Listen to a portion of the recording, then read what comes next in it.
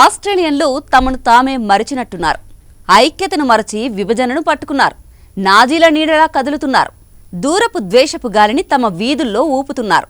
ఇది నిజమైన ఆస్ట్రేలియా కాదు. స్నేహమున్న సమాజం అంతకన్నా కాదు. జాతి వివక్షను మోసే ఒక కొత్త ముఖం.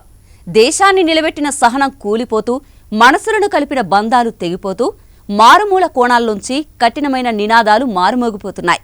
అవును, ఆస్ట్రేలియాలో ఇప్పుడు కొత్త రచ్చ మొదలైంది. భారతీయులపై వ్యతిరేక గాలి వీస్తోంది. అమెరికా, ఐర్లాండ్లో వచ్చిన వ్యతిరేకతే ఇప్పుడు ఆస్ట్రేలియాలోనూ కనిపిస్తోంది. నాజీ భావజాలాన్ని మోసుకుంటున్న రైట్ వింగ్ గ్రూపులు భారతీయ వలసదారులను లక్ష్యంగా చేసుకుంటూ పెద్ద ఎత్తున ర్యాలీలు చేస్తున్నారు. 5 ఏళ్లలో భారతీయులు పెరిగారని వారిని ముద్దాయిలుగా నిలబెడుతున్నారు.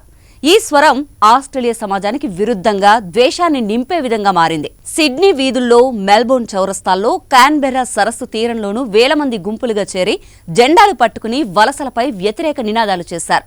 వారి చేతుల్లో ఉన్న ప్లకార్డుల్లో ఆస్ట్రేలియాలో భారతీయుల సంఖ్య పెరిగిందని చూపిస్తోంది. భారతీయులనే సమస్యలకు మూలంగా చూపించడానికి ప్రయత్నం చేశారు. 5 సంవత్సరాల్లో భారత్ నుంచి వచ్చిన జనాభా గ్రీకు, ఇటాలియన్ల శతాబ్దాల వలసల కన్నా ఎక్కువ అని ప్రచారం చేస్తూ ఇండియన్స్ ను టార్గెట్ చేశారు. ఈ ర్యాలీలు వలసదారులను భయపెట్టే దిశలో జరిగాయి. సమాజాన్ని విడదీసే ఉద్దేశంతో కదిలాయి. మరోవైపు శరణార్థుల హక్కుల కోసం ఉన్న గ్రూపులు కూడా బరిలోకి దిగాయి. భారతీయులకు సపోర్టుగా గళం వినిపించాయి. వందల మంది ద్వేషానికి వ్యతిరేకంగా ముందుకొచ్చారు. మెల్బోర్న్లో పరిస్థితి ఉద్రిక్తంగా మారింది. దీంతో పోలీసులు పెప్పర్ స్ప్రే వాడాల్సొచ్చింది. కొందరినైతే అరెస్టు కూడా చేశారు.